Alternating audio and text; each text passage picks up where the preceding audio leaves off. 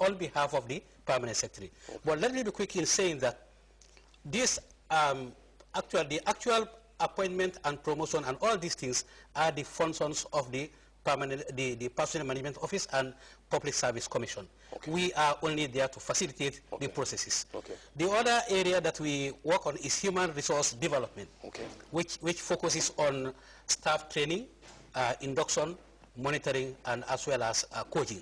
Okay. The third part of it is performance management, which Mr. Fatajo will talk about when the time comes. Thank you. Okay. Mr.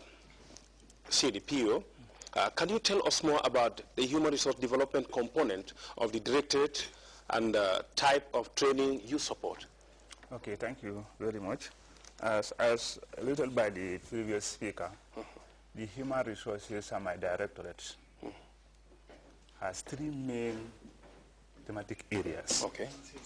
One is the human resources management, human resources development, and performance management in the human resources directorate.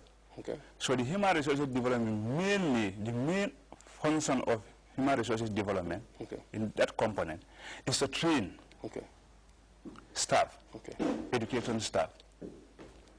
Okay, be long-term training, as you say, the type of training that is long-term training, and then short-term training. Okay. Internally, we also conduct that of coaching, mentoring, induction, all aspects of training. But basically, is for training and then career development. Okay. This area basically look at that. Okay. Yes. And what are the challenges you experience as far as the component is concerned? Okay, used to have challenges, but the challenges I can say that they are minimal, but still we are coping with them. Okay. That is one, training at reason. Okay. When you train the human capacity, you are training them to be within your directorate or within your ministry. Okay. To just develop the capacity aspect of the ministry. Okay. Because when you have staff, you must train them. Okay. You must capacite them. Okay. To come back with that knowledge and they implicate it in the directorate. Okay. But the challenge we have, some of them when they leave their training, they may go to other line ministries, or they may even go outside the box of the civil service. Okay. So this is one of the challenges. Another challenges we may look at, that is the information, that is the prerequisite information the applicant for training should have. That is, for instance, you cannot just go for training if you are not confirmed in the civil service. Okay. That is one of the prerogatives. You have to get. That is, you must be confirmed in the civil service before you are given, for instance, a long-term training in particular. Okay. But staff, some people, they think that training is automatic. Okay. While it is not automatic, because you must, you must have confirmed in the civil service to say that you are confirmed in the civil service before you are given long-term training. Because the long-term training, as we said, is from 1 year. No, not less than 1 year. We call it long-term training. From 6 to 1 year. 6 years to 1 year is long-term training. So in order to maintain your trainees when they come out from the training institution, you must be confirmed in the civil service. But some things that is automatic. When you apply for training, you have to go direct. But therefore, you have to be, people should know that you have to be confirmed before you go for long-term training. Okay. Yes. Now, what are you doing? What are you doing to overcome these challenges then?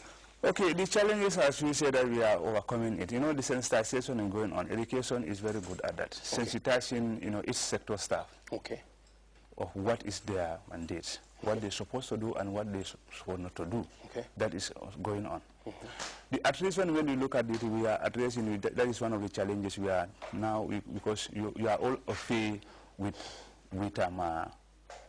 allowances attached to certain position or certain functions. Okay.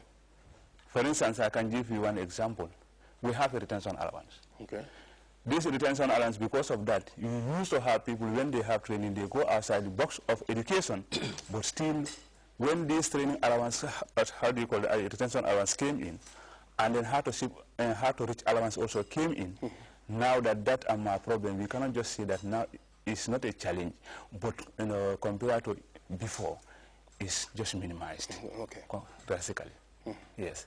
No, the retention allowance, you say it's for people. People, are you talking about teachers here? Yeah, we are talking about teachers. Okay. Yeah, retention allowance is basically for teachers. Okay. Yeah, we are retaining them. Other sector staff will have other benefit that can retain them, but basically retention allowance, hard to reach allowance is for teachers.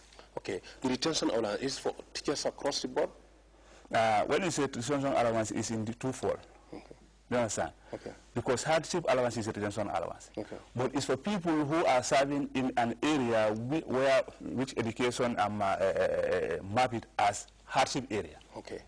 We call it as hardship allowance. Okay, you mean it's for teachers in the hard-rich schools and communities? Exactly. Okay. This is what I'm saying. Okay. But this other retention allowance, that is across the board. Okay. All the teachers, for the retention allowance, you have to serve for a certain number of period to see that now you are in education for that number of period or year, then you are entitled to have your hardship allowance.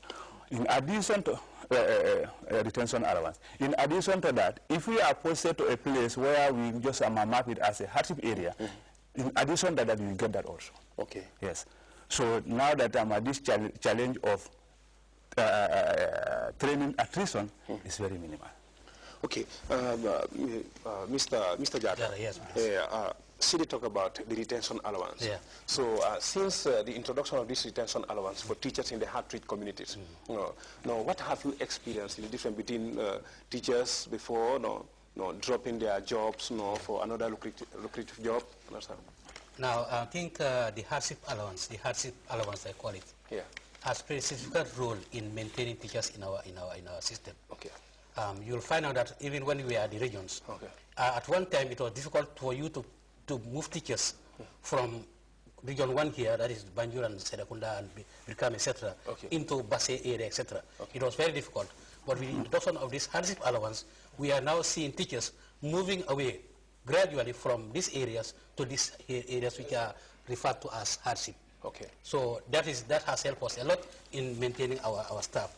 And like he has said also, there are other allowances that have been introduced long time ago in order to attract teachers to go into that areas. Okay. And those are things like the zonal allowances. Okay. The further you go, the more the allowance that you get. Okay. So that also helped us a lot in trying to maintain our staff in our sector. Okay. So although we have challenges, but this hardship allowance has grown a long way in trying to maintain our staff.